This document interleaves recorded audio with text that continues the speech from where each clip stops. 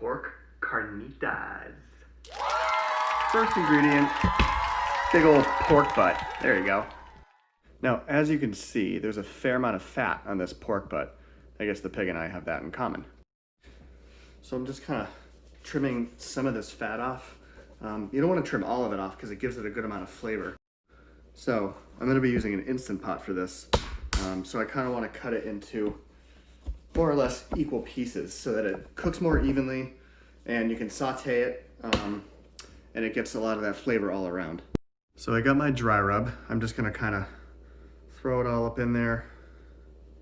Probably should have put some oil on first, but hey, that's cooking. You screw up and you learn from it, except I've done that like 50 times and I still haven't learned.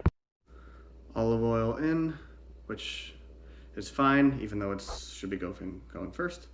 Just gonna heat up this pan so I can kind of sear all the meat on all the sides. You know, a great way to test the heat of the pan and the oil, throw some water in, and if it sizzles, you're good to go. So the pork is all seasoned. I'm gonna throw in just a couple pieces at a time. You don't wanna crowd the pan and then it'll cool itself off, and that's no fun.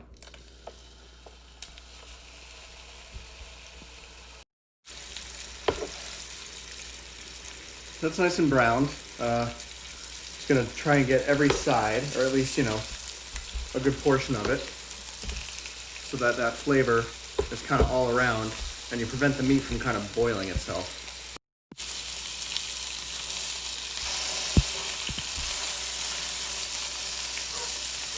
Now remember guys, we're not trying to cook the meat here, we're just searing it.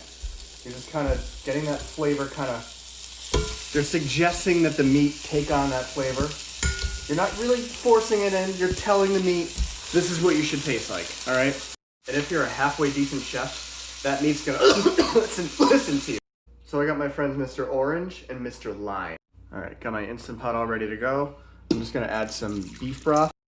Now I only added a cup because that pork is gonna have a ton of, moisture in it. Ew. I'm just gonna start by zesting this lime, and then I'll cut them up and squeeze the juices in.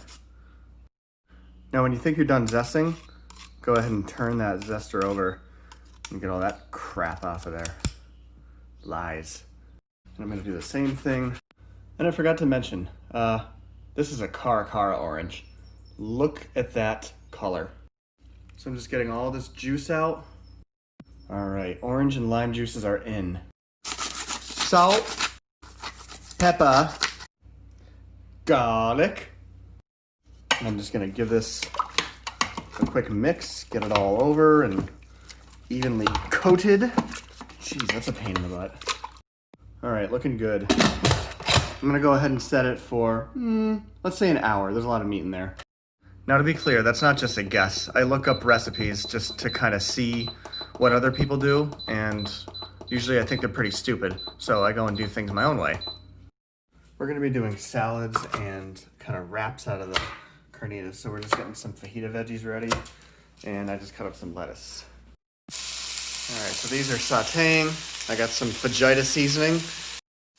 I don't want to get it too soft, just kind of floppy, if you will.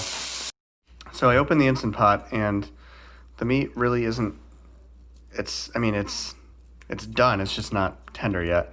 And just goes to show, you can't always look at the recipes that on Pinterest and all these soccer moms that tell you how to cook things. The one I read said to cook it for 35 minutes. I cooked it for an hour, and it's not even close to done yet, so I'm gonna stick it in for another half hour. All right, now you see, this is kind of more what I'm going for.